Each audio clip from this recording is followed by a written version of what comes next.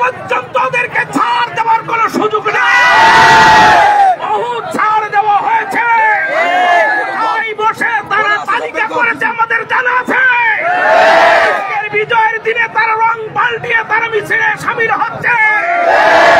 এদেরকে জায়গা দেবে, তাদেরকেও আমরা ছাড় দেবো না। আমার ভাইরা, অতএব ডাক আসছে, বিজয় আসছে, এই বিজয় আমাদেরকে ধরে রাখতে হবে।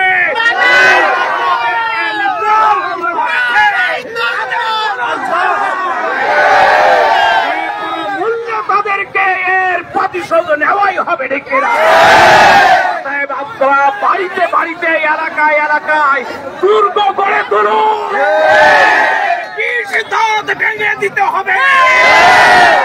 ভাইরা, আজকের এই বিজয় আল্লাহ রাব্বুল আলামিনের মহাবিজয়, ছাত্র জনতার বিজয়। আমরা বাড়িতে ঢোকার আগেই পুলিশ চলে যায়, কারা সংবাদ দেয় এদেরকে আমরা চিনি। আজকের বাড়িতে থাকতে পারি নাই আন্দোলনের জন্য, সকল বাড়ি থেকে আমাদেরকে সাতক্ষীরায় যে আন্দোলন করতে হয়েছে, কারণ বাড়িতে পৌঁছানোর সাথে সাথে তারা পুলিশ পাঠিয়েছে। অতএব এদের এক এক করে বিড়িটা ভেঙে দেওয়া হবে। অতএব আগামীকাল আবার কর্মসূচি আসতেছে। রাজপথে সাতক্ষীরায় সমস্ত কাজ কর্ম বাদ রেখে আমরা পালিয়ে যদি দীর্ঘ 17টা বছর থাকতে পারি, আগামীকাল বিজয়ের দিনে অবশ্যই আবার সাতক্ষীরা আমরা পৌঁছে দিতে পারবো।